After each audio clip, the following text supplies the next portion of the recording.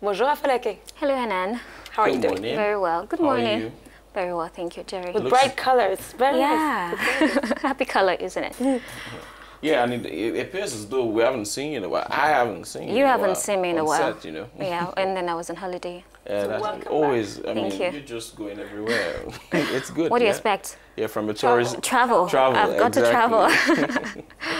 Okay, so what are we talking about today? Well, today I'm going to be talking about birth tourism in Africa. As we know, tourism is a dynamic Le industry. tourisme est une industrie dynamique qui grandit tous les jours. Chaque année, de nouvelles sources de revenus sont découvertes par les nations, y compris l'exploration de nouvelles formes de tourisme. L'une de ces formes anciennes est le tourisme de naissance. Il concerne les femmes enceintes qui voyagent dans un autre pays, généralement un pays plus avancé en termes de développement, dans le but d'accoucher.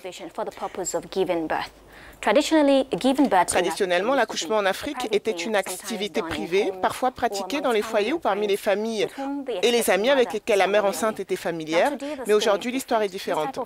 Ce type de tourisme se vend davantage en Afrique parce qu'il y a beaucoup de pays pauvres sur le continent où les commodités de base, même pour ceux qui ont les moyens, ne sont pas disponibles. Dans le passé, la raison principale était d'avoir accès à de meilleurs soins médicaux, mais aujourd'hui, la raison du tourisme de naissance, c'est d'obtenir la citoyenneté pour l'enfant dans un pays qui applique le droit du sol. Alors que de nombreux pays ont observé que le tourisme de naissance est parfois un stratagème pour accéder à de nombreux avantages sans devoir contribuer au financement de ces systèmes et programmes dans les pays de destination, c'est une forme de tourisme que les Africains et d'autres personnes ont adoptée. La recherche a montré qu'il y a des raisons fondamentales pour lesquelles les Africaines, mais aussi d'autres femmes dans le monde, adoptent le tourisme de naissance et continueront à le faire, même si les lois sur la citoyenneté sont devenues plus strictes et aucun pays européen n'accorde actuellement la citoyenneté en vertu du droit du sol. Cependant, des pays comme les États-Unis, le Canada, le Mexique, l'Argentine ou encore le Brésil adoptent la citoyenneté en vertu du droit du sol et autorisent la double nationalité. Cette vidéo montre pourquoi la citoyenneté par naissance est autorisée aux États-Unis. La loi permettant la citoyenneté par la naissance n'existait pas avant l'adoption du 14e amendement en 1868. Elle a été adoptée pour garantir la citoyenneté aux Afro-Américains et à leurs enfants dans le sillage de la guerre civile et de l'évolution de l'esclavage. La citoyenneté par la naissance a commencé comme un simple moyen légal d'émanciper l'énorme population d'Afro-Américains dont la citoyenneté était auparavant restreinte à la couleur de la peau, un problème que les États-Unis n'ont plus aujourd'hui. Alors pourquoi ne pas resserrer à nouveau les lois sur la citoyenneté? Nous le faisons parce que les États-Unis ont une énorme population d'immigrants illégaux permanents et s'attaquer au problème du tourisme de naissance signifie aussi s'attaquer à la réforme de l'immigration. Ce n'est pas quelque chose que beaucoup de législateurs ont envie d'entreprendre en ce moment.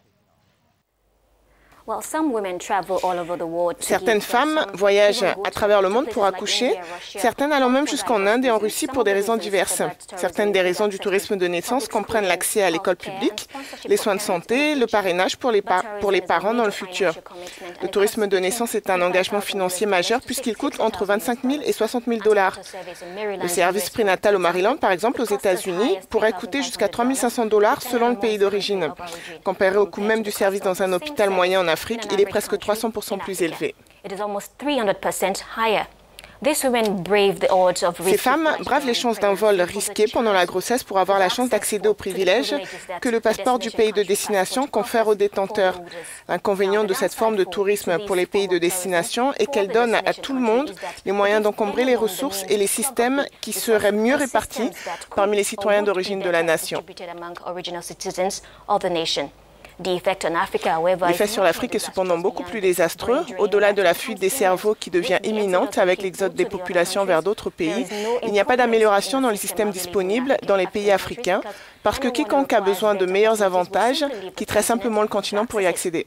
Cela signifie également un exode des ressources limitées en Afrique, car le tourisme, dans la plupart des cas, n'est rentable que pour le pays bénéficiaire.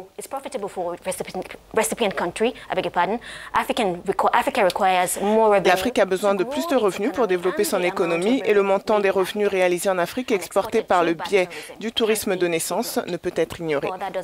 C'est tout pour la chronique Travel d'aujourd'hui. Bonne journée. Merci beaucoup Afolake. That's a very interesting topic that you